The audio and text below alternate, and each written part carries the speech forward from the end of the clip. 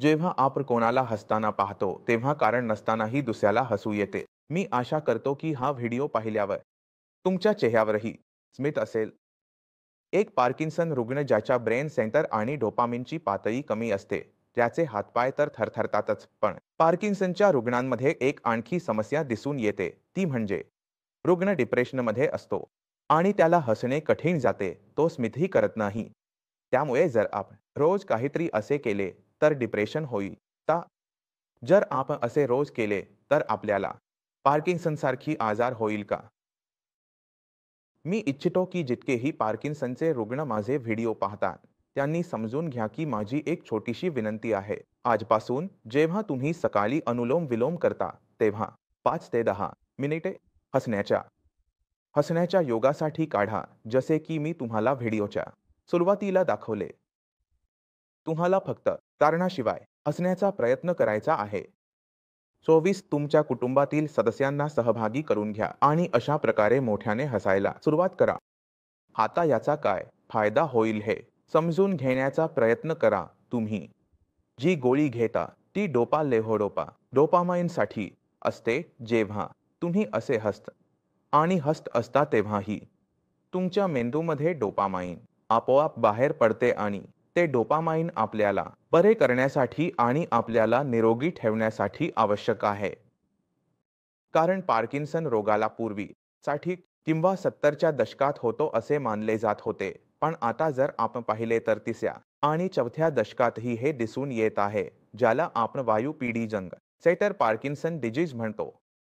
या पार्किन्सन रोगात मस्तिष्कातील पेशी कमी होऊ लागतात, मरू लागतात, ज्यामुळे ते डोपामिन तयार करू शकत नाहीत आणि तुमच्या शरीरात, तुमच्या स्नायूंमध्ये कमकुवतपणा, चालण्यात अडचण, बोलण्यात अडचण यासारख्या समस्या सुरू होतात. त्यामुळे यामध्ये फक्त औषधं खूप चांगलं काम करत नाहीत. खासकर आपल्याला मस्तिष्काला समजून घ्यावे लागते की मस्तिष्काला कोणत्या गोष्टींची आवश्यकता आहे.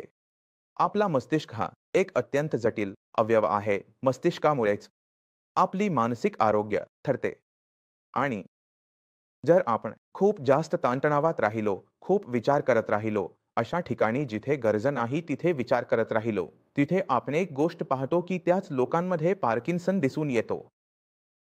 तुम्हाला मजेशीर गोष्ट सांगतो की पार्किन्सन हा रोग मध्यमवर्गीय लोकांमध्ये अधिक आढळतो. विशेषतः मध्यम आणि उच्च मध्यम वर्गात. अगदी गरीब लोकांमध्ये हा रोग दिसत नाही आणि ज्यांच्याकडे खूप पैसा आहे त्यांच्यातही हा रोग दिसत नाही. तसेच शिक्षण नसलेल्या लोकांमध्येही हा रोग आढळत नाही. हे बहुतेक सुशिक्षित मध्यमवर्गीयांमध्ये दिसून येते आणि त्यावर संपूर्ण संशोधन झाले आहे आणि मी तुम्हाला या व्हिडिओच्या वर्णनात संशोधन पत्र देत आहे. जर तुम्ही तो पूर्ण वाचला तर तुम्हाला समजेल की पार्किन्सन होण्यामागे मुख्य कारण म्हणजे तुमचा ताण, जो तुम्ही एकमेकांना पाहून तयार करता. तर जर तुम्हाला पार्किन्सन झाला असेल आणि तुम्ही कोणत्याही गोष्टीचा ताण घेतला असेल, तर तुम्ही पार्किन्सनच्या वाढीपासून वाचू शकणार नाही. तुम्हाला तुमच्या शरीराला, तुमच्या मस्तिष्काला समजून घ्यावे लागेल. जर तुम्हाला पाकिस्तानला हरवायचे असेल तर म्हणून या छोट्या-छोट्या गोष्टी, मग ते अनुलोम-विलोम करणे असो, आषाढ योग असो, tai chi असो, या गोष्टी महत्त्वाच्या आहेत. हे पार्किन्सन रुग्णांसाठी खूप महत्त्वाचे आहे, कारण हे तुमच्या मस्तिष्काला ताणापासून दूर नेत आहे.